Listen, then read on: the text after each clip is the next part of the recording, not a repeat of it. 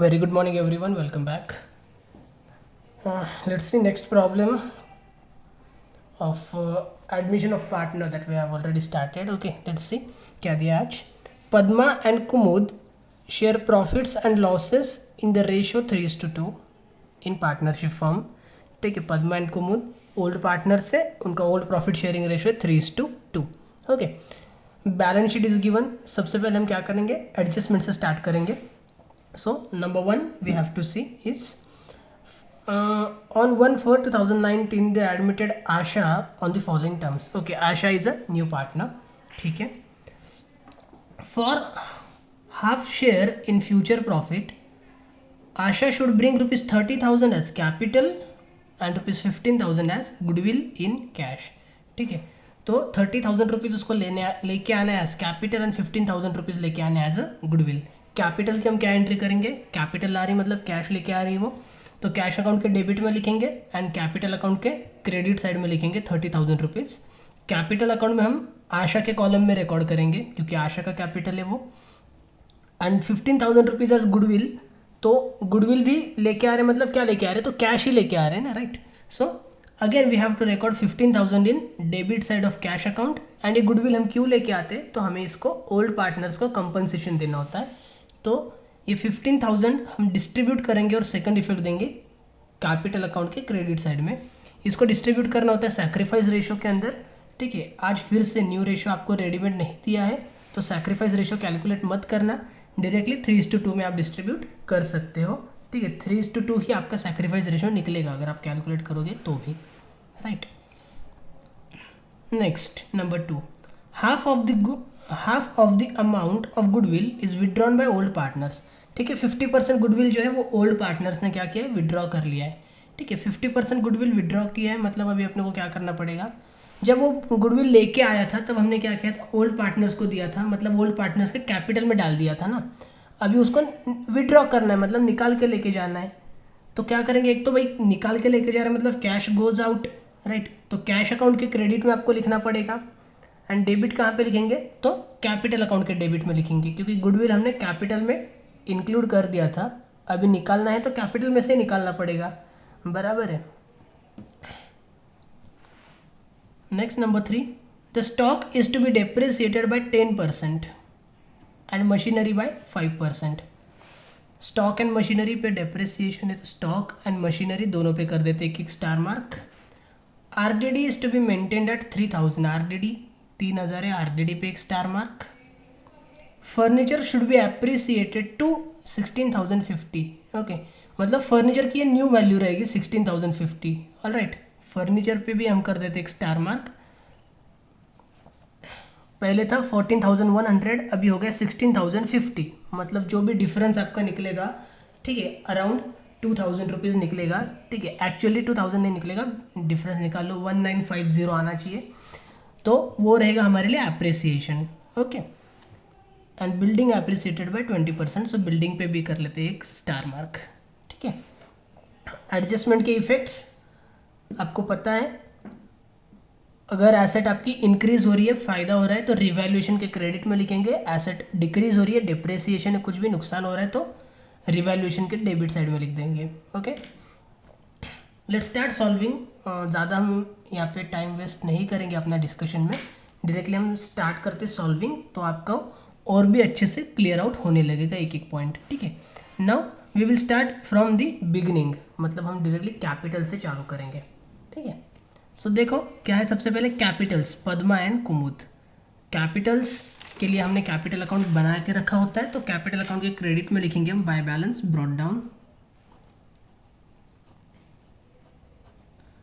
Bye balance brought down 45,000 and 36,000. 45,000 for Padma, 36,000 for Kumud. Asha में कुछ भी नहीं आएगा, डैश कर देंगे. Next we have creditors 37,500. Creditors is are liability, तो लाइबिलिटी साइड में क्रेडिटर्स लिखना पड़ेगा, बट कैपिटल्स हमको सबसे ऊपर में लिखना होता है. So we will write capitals, you may write capital account, कुछ भी लिख सकते हैं, ठीक है, कोई फर्क नहीं पड़ता है उससे. In that Padma,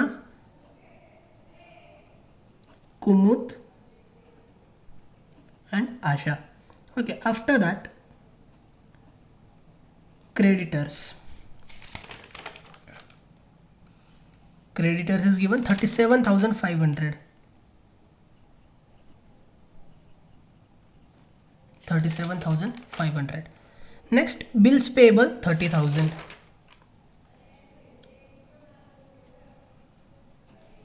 Bills payable 30,000. No adjustment is given, so we can directly write in outer column of balance sheet. ठीक है, बैलेंस शीट है तो जनरली बैलेंस शीट में ही ट्रांसफर होने वाला है. Okay, bank loan again liability होती है, अपनी लाइबिलिटी साइड में जाएगा 48,000. Bank loan 48,000. Alright, next general reserve 7,500. General reserve अपनी लाइबिलिटी है बट हम उसको लाइबिलिटी में नहीं रिकॉर्ड कर सकते क्योंकि this is the balance of old partners. ठीक है, ये ओल्ड पार्टनर्स का पैसा होता है जनरल रिजर्व, तो उसको हमें डिस्ट्रीब्यूट करके देना चाहिए उनको. General reserve 7,500. Alright, 7,500 we have to distribute in the old ratio, क्योंकि ओल्ड पार्टनर्स का है तो ओल्ड रेशियो में डिस्ट्रीब्यूट करना पड़ेगा. ओल्ड रेशियो था अपने लिए 3:2. ओके, 3:2 में अगर आप डिस्ट्रीब्यूट करते हो तो जनरल रिजर्व आपका आएगा 4,500 and 3,000. 4,500, 3,000. Next, liability side is over. Let's come to asset side. See, bank is given 22,500. Bank मतलब ही कैश अकाउंट होता है. ठीक है, कैश अकाउंट और बैंक अकाउंट. तो आज हम जो अकाउंट प्रिपेयर करने वाले, instead of cash account you may prepare bank account. Okay, और अगर आपने कैश लिख के रखा होगा तो कैश ऑब्लिक बैंक अकाउंट भी उसको आप बोल सकते हो, क्योंकि कैश में ट्रांजैक्शन होने दो या फिर बैंक के थ्रू डायरेक्टली ट्रांजैक्शन होने दो, चेक के अंदर या फिर डायरेक्ट अकाउंट में अमाउंट ट्रांसफ़र करके, वॉट एवर इट में भी. ठीक है, सबका जो इफेक्ट रहेगा वो सेम ही रहता है. So we will prepare bank account today instead of cash account, क्योंकि एसेट साइड में आपको कैश की जगह पे बैंक दिया उन्होंने. ठीक है, here we have to write to balance brought down. 22,500. 22,500 asset रहेगी तो डेबिट में ब्रॉट डाउन होगा. Bills receivable 11,400. Bills receivable is our asset, so bills receivable 11,400.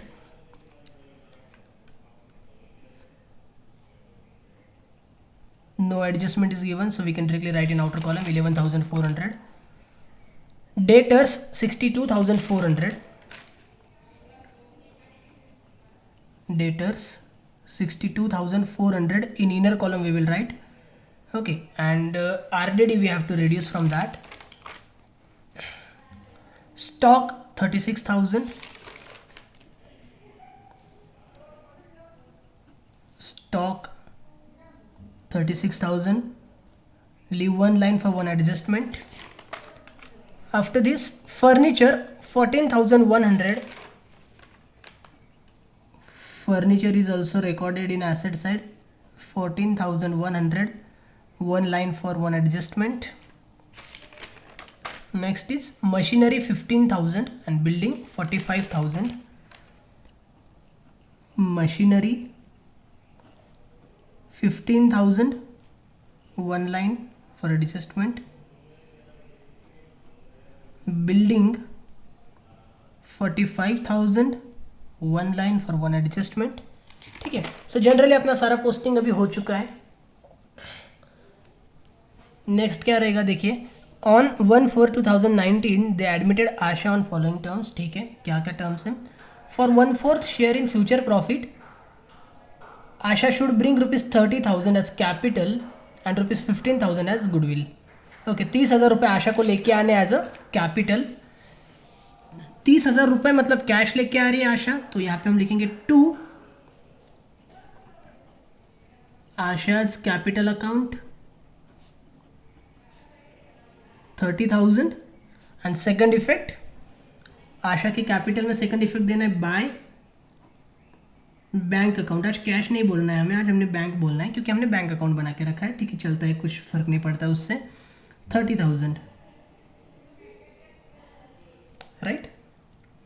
Next 30,000 रुपये कैपिटल, बट 15,000 रुपये एडिशनल लेके आई है हमारी आशा भाई। क्यों? क्योंकि हमने उनसे गुडविल भी लाने को बोला था, ठीक है। 15,000 rupees as a goodwill. Goodwill मतलब ही क्या? Cash. Goodwill brought in cash है ना, ठीक है, कैश लेके आ रही है, तो कैश अकाउंट के डेबिट में लिखना पड़ेगा to goodwill account 15,000, okay. And second effect, ये गुडविल क्यों लेके आ रही है? क्योंकि ओल्ड पार्टनर्स को देना है हमको ये गुडविल, तो सेकंड इफेक्ट पार्टनर्स कैपिटल के क्रेडिट में जाएगा बाय गुडविल अकाउंट। ये 15,000 हमें ओल्ड पार्टनर्स को डिस्ट्रीब्यूट करना होता है सैक्रिफाइस रेशियो के अंदर, ठीक है। तो सैक्रिफाइस रेशियो अगर है तो हमें क्या देखना पड़ेगा? हमें सैक्रिफाइस रेशियो कैलकुलेट करना है कि नहीं करना है? कब कैलकुलेट करना है? अगर न्यू प्रॉफिट शेयरिंग रेशियो आपको रेडीमेड दिया है तो। आज उन्होंने new profit sharing ratio readymade नहीं दिया है, तो हमें सैक्रिफाइस रेशियो कैलकुलेट करने की कोई ज़रूरत नहीं है। 3:2 ही हमारा सैक्रिफाइस रेशियो आने वाला है। अगर आपको चाहिए तो कैलकुलेट करके देख लो, ठीक है। सो 3:2 के अंदर 15,000 डिस्ट्रीब्यूट कर देते हैं। डिस्ट्रीब्यूट करने के बाद 9,000 एंड 6,000 अमाउंट आ जाएगी जो हमने डिस्ट्रीब्यूट कर दिया पार्टनर्स कैपिटल अकाउंट के क्रेडिट साइड में। Next we have half of the amount of goodwill is withdrawn by old partners, ठीक है। हाफ अमाउंट मतलब 50% जो गुडविल है ना वो ओल्ड पार्टनर्स ने क्या किया है? विदड्रॉ कर लिया है, ओके। देखिए गुडविल पद्मा को मिला था 9,000 रुपये, कुमुद को मिला था 6,000 रुपये, जिसमें से आधी अमाउंट हमने क्या करनी है? विड्रॉ कर लेनी। मतलब ये विड्रॉ करेगा 4,500 रुपये और ये विड्रॉ करेगी 6,000 रुपये। जब हम गुडविल लेके आए थे तब हमने कैपिटल अकाउंट के अंदर डाल दिया था, तो जब हमें विड्रॉ करना पड़ेगा तो कहाँ से विड्रॉ करना पड़ेगा? कैपिटल अकाउंट से ही विड्रॉ करना पड़ेगा, बराबर है। सपोज दिस इज गुडविल, ठीक है। सपोज ये जो ढक्कन है ये गुडविल है। हमने जब गुडविल लाया तो हमने ये कैपिटल अकाउंट के अंदर डाला, ठीक है। रिवैल्यूएशन में नहीं डाला है, कैश में नहीं डाला है, बैलेंस शीट में नहीं डाला है, कहाँ पे डाला है? कैपिटल में डाला है। कैपिटल में अगर हमने गुडविल डाला है तो जब विड्रॉ करना पड़ेगा रिवैल्यूएशन के अंदर से विड्रॉ कर सकते क्या? रिवैल्यूएशन में तो कुछ है ही नहीं, गुडविल कहाँ पे? कैपिटल में। तो विड्रॉ करते टाइम भी कैपिटल से विड्रॉ करना पड़ेगा ना, राइट। सो सिंपल सा लॉजिक है। जब गुडविल उनको मिला था तब हमने क्रेडिट में लिखा था, तो जब विड्रॉ करना पड़ेगा तब कहाँ लिखना पड़ेगा? डेबिट में लिखना पड़ेगा, करेक्ट। और अगर डेबिट में क्यों लिखना है ये लॉजिक नहीं समझ में आ रहा होगा तो दूसरा लॉजिक है भाई, विड्रॉ कर रहे हैं मतलब कैश लेके जा रहे हैं, कैश लेके जा रहे हैं तो कैश के क्रेडिट में लिखेंगे हम bye partners capital account, bye partners capital account. कौन लेके जा रहा है? एक तो आशा, आशा नहीं, sorry, Padma. Okay, first partner का नाम थोड़ा सा रॉन्ग हो गया, पद्मा, एंड दूसरी कुमुद, पद्मा एंड कुमुद। पद्मा ब्रिंग्स 50% ना, मतलब इसका आधा 4,500। पद्मा लेके जाएंगी 4,500 रुपये और कुमुद लेके जाएंगे 3,000 रुपये,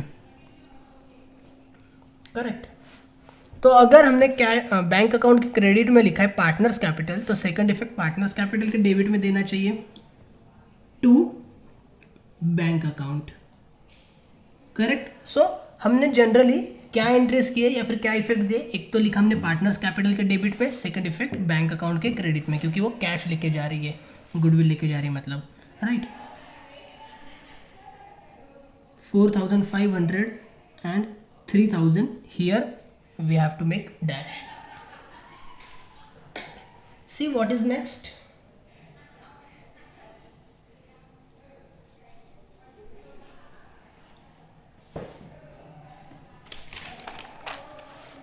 Number 3, the stock is to be depreciated by 10% and machinery by 5%. Stock का हमें डेप्रिसिएशन लेना है 10%, मशीनरी का लेना है 5%, ओके। सो स्टॉक में हम लिखेंगे लेस डेप्रिसिएशन एट 10%। 36,000 का 10% हो जाएगा 3,600, ओके। 3,600 माइनस करेंगे तो 32,400 अपना जाएगा आउटर में। 32,400। स्टॉक हमने माइनस किया, रिड्यूस किया, डेप्रेसिएशन है। डेप्रेसिएशन का सेकंड इफेक्ट जाता है अपना प्रॉफिट एंड लॉस अकाउंट के डेबिट साइड में, तो यहाँ पे हमारा जाएगा रिवैल्यूएशन अकाउंट के डेबिट साइड में। Okay, to stock account, 3600 you may call it. And next क्या है, मशीनरी बाय 5%। तो मशीनरी का भी डेप्रिसिएशन कैलकुलेट करना है 5% से। We will do less depreciation at 5%। 1500 का हाफ यानी 750 रुपीज़ अपना डेप्रिसिएशन निकलेगा 5%, 750 रुपये कैलकुलेट करके देख लो। ओके, इसको माइनस करेंगे तो 14,250 will go in outer column. Again depreciation का सेकंड इफेक्ट हमें रिवैल्यूएशन के डेबिट में देना होगा टू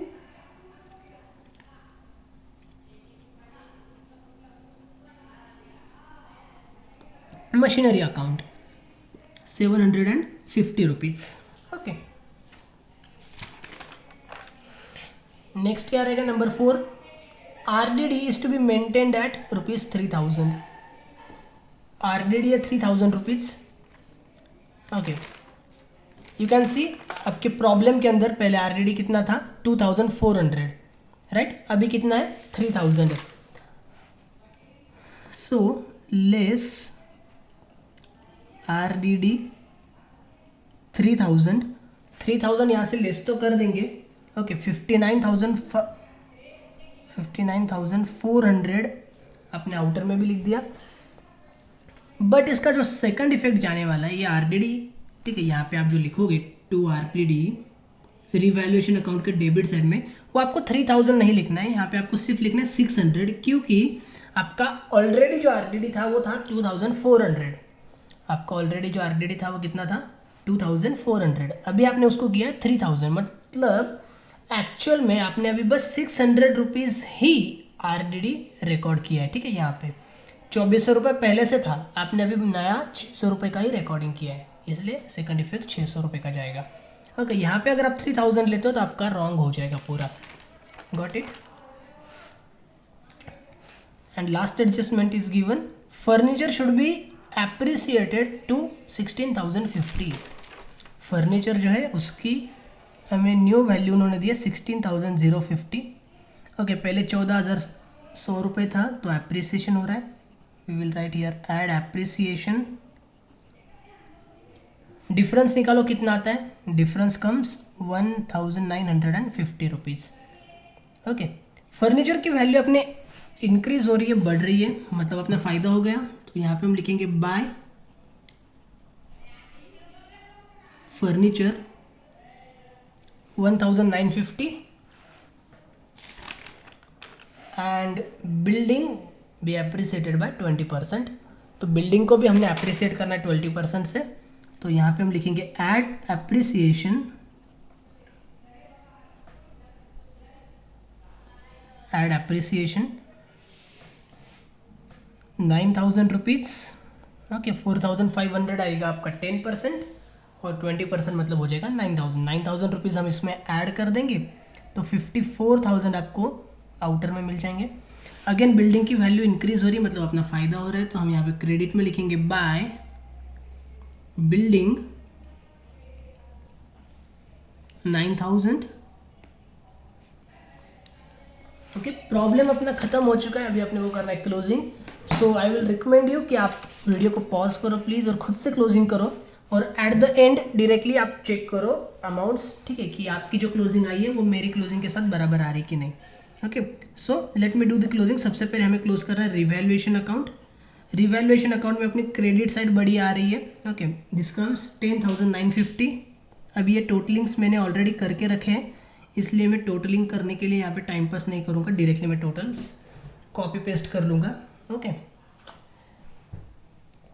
डेबिट के अगर अमाउंट्स हम माइनस करते तो डिफरेंस आपको मिलेगा 6,000 रुपीज़ का। 6,000 रुपीज़ आपका डेबिट में डिफरेंस आ रहा है, मतलब आपका प्रॉफिट हुआ है, नेट प्रॉफिट जनरली आप जिसको बोलते हो, जो कि आप यहाँ पे शो करते हो टू पार्टनर्स कैपिटल के नाम से, क्योंकि आपको ये डिस्ट्रीब्यूट करना होता है पार्टनर्स कैपिटल अकाउंट में, right. So you will write here to partners capital account into bracket balancing figure and ये जो प्रॉफिट है वो ओल्ड पार्टनर्स को डिस्ट्रीब्यूट होगा. So here we will write Padma and Kumud. 6,000 rupees we have to distribute them in their old ratio 3:2, जो कि 3,600 and 2,400 आएगा.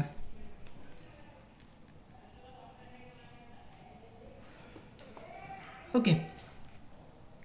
Revaluation का डेबिट में हमने लिखा है पार्टनर्स कैपिटल, तो कैपिटल के क्रेडिट में लिखना पड़ेगा by revaluation account.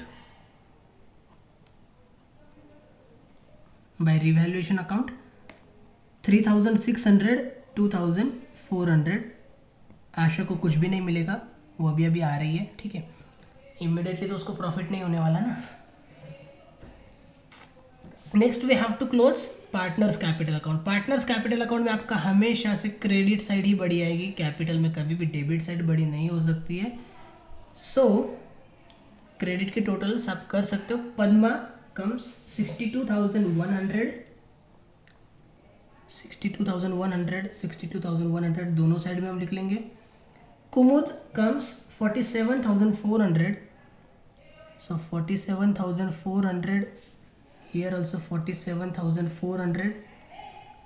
And Asha के कॉलम में बस एक ही अमाउंट है 30,000. So 30,000. Okay. Here we will write to balance carried down into bracket balancing figure. 62,100 में से 4,500 को माइनस करो. 57,600 विल बी द डिफरेंस.